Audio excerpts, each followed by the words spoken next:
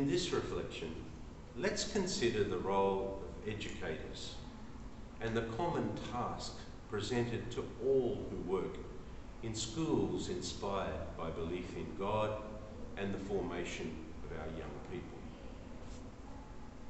The well-known former head of a large multinational corporation, Lee Iacocca, once said, "In a completely rational society, the best of us would aspire to be educators, and the rest would have to settle for something less.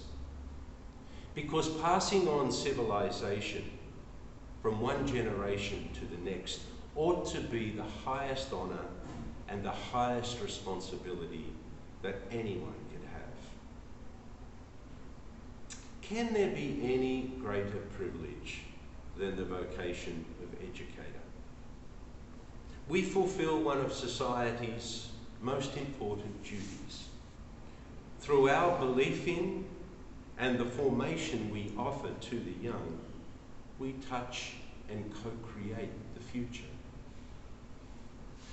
The ultimate test that we will face is to live in a future created by our own children. The kind of world that they commit themselves to will arise in no small part from the quality of our example. What we model, what we value, what we question, and where we lead our young people through our own personal commitments in life will be the values, the visions, and the answers that we get in the next generation. The old adage is true. They don't care how much we know until they know how much we care. Think back to the teacher that you remember most fondly in your time in school. I would hazard to guess that the teacher that you remember with most affection is someone who, in some way, went out of their way to engage with you at a deeply human level. Someone who believed in you, and through that belief, touched your humanity. Carl Jung, the psychologist, put it this way. He said, "An understanding heart is everything in a teacher and cannot be esteemed highly enough. One looks back with appreciation to the brilliant teachers, but with deep gratitude to those who touched our humanity. Warmth is the vital element for a growing plant and also for the soul of a child." Gandhi once famously said, "My life is my message." Should anyone settle for less? Should any educator expect that who they are, what they stand for, and how they live their lives would not be the most important messages that our young people receive from them? Passing on the faith is not a call to transmit beliefs and practices, but rather it's encouraging the young to experience God in their lives.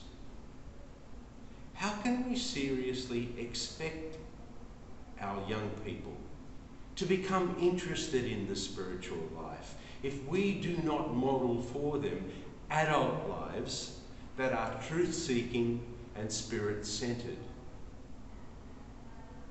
Staff in Catholic schools may have many and diverse views on religion, spirituality, and the church. Some people might be struggling to reconcile forms of religion that they were taught in their youth with the insights into a personal spirituality that advancing years can bring. Some have found inspiration in traditions other than their own. Some might be disillusioned with formal religion, while others are passionate about the church and the place that our young people should have within it. Many are inspired by the person and the teaching of Jesus, but struggle with the way that at times the church has failed to fulfill its role as the embodiment of Jesus' teachings. Some are inspired by our great tradition of justice, but struggle with the liturgical life and certain moral teachings of the church. Friends, my sense is that most of us would find something in the above descriptions that would reflect where we stand in our individual lives and spiritual journeys. If I can see myself somewhere in these descriptions, how do I feel about my responsibilities as a staff member in a Catholic school? How can I deal with potential feelings that I'm somehow disloyal if I don't fit into a certain mould of Catholic educator? How does our diversity within our communities potentially contribute positively to the formation of our young people? Not all educators in Catholic schools need to believe the same things, worship in the same communities, or see spirituality in the same way. We don't all need to be Catholic or to teach a subject called religious education.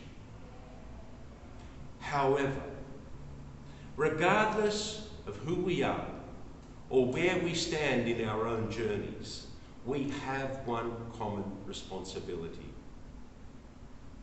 In our own way, according to our own giftedness and our varying roles within the college, schools, all staff in our schools should give witness to a central truth, that a spiritual life and a relationship with God, the divine, or however we choose to name him or her, are worthy of our most highest and utmost efforts as human beings. If our young people leave our schools without witnessing to the power of the search for God as a priority in the lives of significant adults, I think we will have sold them short.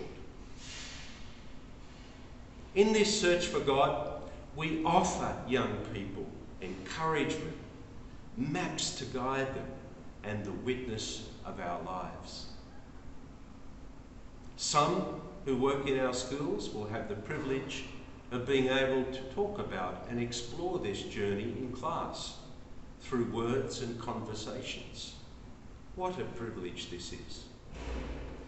Others, however, will have to rely on the witness and the example that they give in the search for God in their own lives as the primary way in which they will make a contribution to the spiritual future of our youth.